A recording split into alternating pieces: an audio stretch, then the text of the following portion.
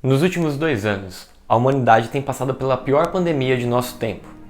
No século passado, tivemos a gripe de 1918, que deixou entre 50 e 100 milhões de mortos. Mas sem dúvida, a pior pandemia da história que a humanidade já enfrentou foi a de peste negra. Uma terrível doença que assolou a Ásia, o Oriente Médio, o Norte da África e a Europa. Fala galera, tudo bem com vocês? Eu sou o professor Vinícius e nesse vídeo eu vou te explicar sobre a maior pandemia da história, a peste negra. Mas antes de começar o vídeo, eu gostaria de propor um desafio para vocês que estão me assistindo. Se por acaso vocês aprenderem algo novo aqui hoje, vocês vão deixar o seu like e vão se inscrever no canal. Se vocês não aprenderem nada, vocês podem deixar o dislike e comentar: eu não aprendi nada, tá bom? Então fica o desafio para vocês aí. A peste bubônica, ou a peste negra, ela é causada pela bactéria Yersinia pestis. Sua transmissão se dá principalmente pela picada de piolhos e pulgas que estão presentes em ratos e em pessoas que estão contaminadas com a doença. Em estágios mais avançados, a doença também é transmitida de forma respiratória, passando de humano para humano. Seus sintomas, totalmente desagradáveis, consistem em dores no corpo, inchaços, dores abdominais, calafrios, febre alta, tremedeira, fraqueza, falta de ar, vômito, diarreia e grandes bolhas com feridas que sangravam e escorriam pus. Essas bolhas eram chamadas de bubões, daí o nome peste bubônica. A doença causava também a necrose de tecidos que escureciam, o que traz a referência ao nome peste negra. O primeiro registro dessa doença aconteceu em 547 d.C., lá na cidade de Constantinopla, durante o Império Bizantino.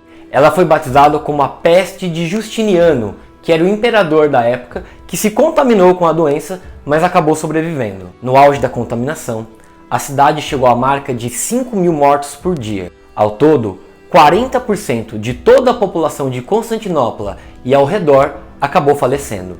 Ao longo dos séculos, pequenos surtos apareceram, mas sem grandes epidemias. Até que de 1330 a 1350, de 15 a 25 milhões de chineses e mongóis acabaram morrendo vítimas da terrível doença. A disseminação da peste para o resto do mundo conhecido se deu principalmente por 2 motivos. A conquista e a expansão mongol, que usava corpos de pessoas mortas pela peste como armas biológicas em cercos, como por exemplo na cidade de Gênova. Mas a disseminação se deu principalmente pelas rotas comerciais do Mar Mediterrâneo e da Rota da Seda. Em pouco tempo, a contaminação se espalhou pelo norte da África, o Oriente Médio e também a Europa. No continente europeu, a doença encontrou condições perfeitas para se espalhar. Falta de saneamento básico, de higiene, falta de água encanada, com lixos e objetos jogados a céu aberto, somados a grandes concentrações urbanas, geraram a fórmula do desastre.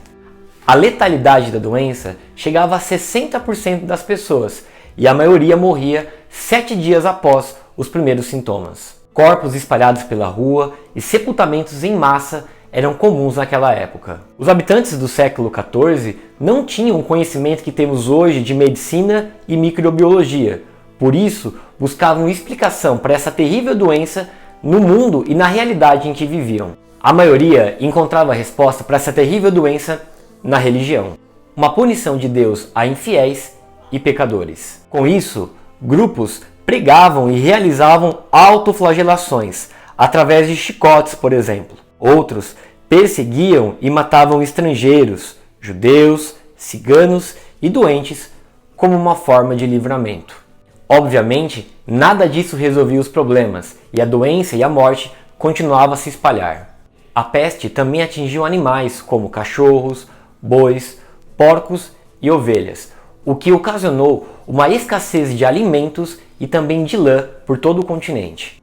A morte, agora mais presente do que nunca, era retratada em esculturas na arquitetura gótica, em canções, peças de teatro, crônicas e pinturas, como por exemplo a Dança da Morte. Nessa obra, a morte, representada como uma caveira, dança com todos, do Papa aos camponeses, e todos um dia irão parar de dançar. A pandemia durou 10 anos E nas décadas e séculos seguintes, para quem sobreviveu, é claro, as condições de vida foram bem melhores. Salários mais altos, disponibilidade de terra e de casas, aluguéis mais baixos e até mesmo algumas obrigações feudais foram abolidas. Quase 40% da população de toda a Europa acabou morrendo. Ao todo, mais de 100 milhões de pessoas mortas em todo o mundo. Para vocês terem uma ideia do impacto do número de mortes na época, a população de todo o mundo demorou aproximadamente 200 anos para voltar aos números de antes da peste. Talvez você deva estar se perguntando aí, e os famosos médicos da peste com suas roupas e máscaras sinistras?